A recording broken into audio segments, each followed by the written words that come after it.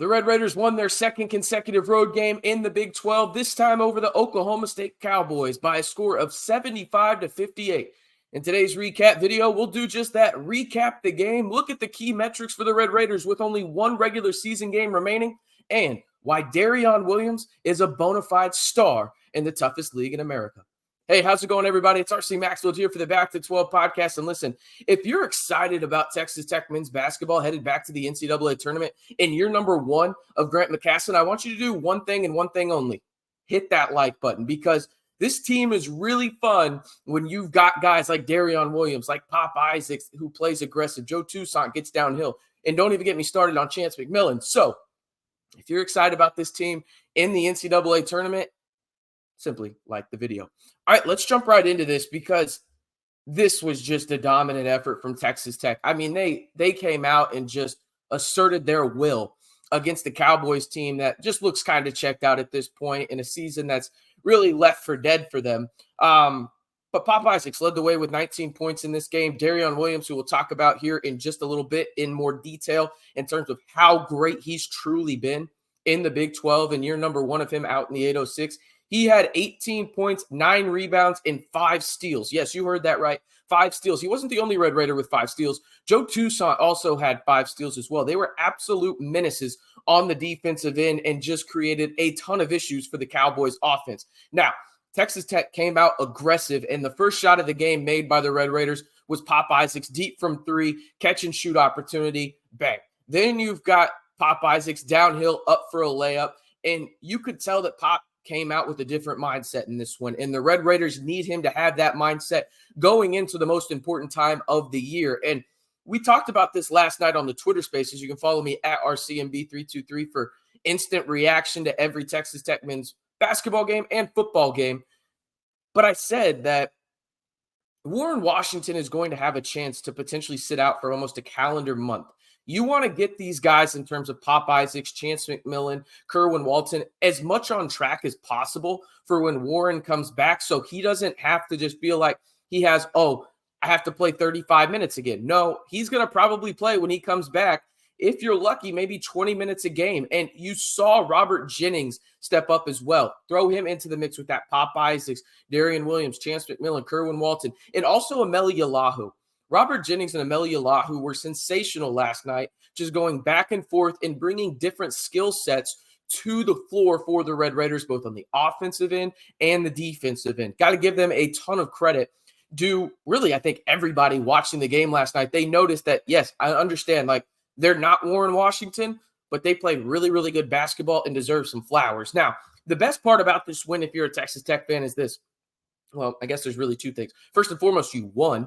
That's always big. You get to double-digit wins in the Big 12. But the Red Raiders still control their own destiny when it comes to being a top 4 seed in Kansas City. Why is that such a big deal? I talked about it on the bracketology video yesterday. If you want to go look at the updated metrics for the Red Raiders when it comes to where are they on the seed lines, who they could be potentially playing, in what region as well. But if you get a top 4 seed in the Big 12, you automatically get the double bye and you go to the quarterfinals, which if you have a quarterfinal matchup in the Big 12, it's likely going to be another quad 1 win opportunity in terms of you got to win the game, obviously, but you could have the potential to have another quad 1 win on your resume. And if you ask me, every quad 1 win Texas Tech has just kind of increases their chances to get to the 6 line and maybe even higher to a 5 seed if everything goes their way. Now, you got to handle business on Saturday on senior night. That's where you face off against the top 12 team in the Baylor Bears at home. But you're still in a really good spot if you're Texas Tech in terms of potentially getting a top 3 seed in Kansas City. And I think that could go a really, really long way. Now, if you want to stay in the know on Texas Tech men's basketball all year long, not just during the tournament, we'll have you covered as well during portal season because, well, portal season never seems to stop in college basketball. And, well, Grant McCasland last night called out a player. We know who it is. We don't really need to address it too much. Feels like the portal season may be there for Texas Tech just because, again, it's college basketball. This is modern college basketball, and Texas Tech is involved in it, right? So if you want to stay in the know on every happening that the Red Raiders have during the portal season, but maybe even more importantly right now, their hopes to make the NCAA tournament, which they will, but maybe make a second weekend in year number 1 of Grant McCasland. It's as simple as this. Simply like the video, hit that subscribe button, and turn on that notification bell to join the largest group of Texas Tech fans on YouTube and the Back to 12 podcast channel. All right, let's talk about the key metrics. Shout out to Austin Massey over at The Nation for these updated key metrics for Texas Tech men's basketball. You can see them at the bottom of your screen and how much they improved after this Oklahoma State victory. Now on KenPom, the Red Raiders come in at 30 now, net 35. They went up 7 in net. That's how dominant this win was, according to that algorithm. Now, BPI, Basketball Power Index, the Red Raiders are now in the top 30. And then you see SOR right there, 21. Not too bad. Now, when you look at the quad 1 victories, the Red Raiders have 4. They also have 4 quad 2 wins, and then they are 13-0 when it comes to Q3 and Q4 opportunities. Now, they're projected, as you can see at the bottom of your screen right now, by Bracket Metrics to be a 7 seed. That feels about right to me. Now, again, I think if you beat Baylor, you hop up to a 6. If you win one game in Kansas City, depending on how other conference tournaments go, you could be on the 5 line. I think that that's probably as high as you can get is a 5, just squeak in there. But I think more realistically, you're going to be a 6 or a 7. It just kind of depends on how everything goes. Now, like I just said, a 7 does feel like the most likely outcome, but that's where this double bye comes into such a pivotal role for Texas Tech. If they can get that, they're guaranteed to go to the quarterfinals, which again will have an opportunity at a quad 1 win more than likely. Now, we got to talk about this, man, because I've given him a ton of credit, and I was high on him when he came from Nevada to Texas Tech. Darrion Williams. I think everybody that watches Texas Tech basketball knows he's a star. I don't think that anybody's going to debate that. But this is how good he's been this year. I think he's pretty easily a top 10 player in the Big 12, maybe top 7. And hear me out. He's averaging north of 13 points per game, 9 rebounds per game, is shooting close to 50% from 3. That's all in Big 12 play. Think about the roles that he's had to take on with the likes of Warren Washington not playing. You've had multiple guys sick. You've had Chance McMillan out.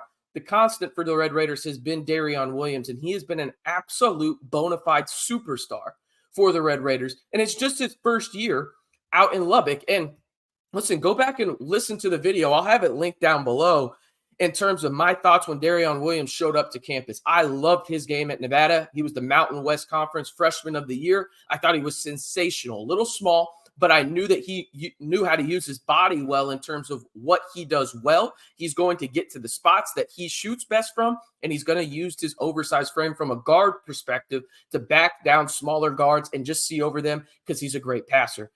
He's far exceeded expectations, though, I think, for really anybody in what they had. Again, 13 points per game, just over it. 9 rebounds per game, shooting close to 50% from 3 on the year during Big 12 play as well. He's legitimately a star and a building block for the Red Raiders moving forward. And if anybody would have told you that this is what they expected in year number 1 of him out in the 806, they're probably lying. I said my bold prediction on the year was he would average 10 points per game, 5 rebounds, and 5 assists. I was pretty high on him. He might blow that out of the water in terms of, I mean, my goodness, man, I don't know. I'm at a loss for words at how good he's been this year. He is truly a star and should, at the bare minimum, be an all Big 12 second teamer. Bare minimum. But I want to hear from you guys. Will Darrion Williams make an all Big 12 team at the end of the year? Just a simple Y for yes or in for no. Let me know down in the comments below. And again, if you're excited about Texas Tech men's basketball in the NCAA tournament in year number 1 of Grant McCasland, simply like the video. And if you want to stay in the know on all things Texas Tech men's basketball all year long, join the largest group of Texas Tech fans and the most engaging group of Texas Tech fans here on YouTube by doing 3 simple things: liking the video, hitting that subscribe button, and turning on that notification bell to stay in the know all year long right here on the Back to 12 podcast channel.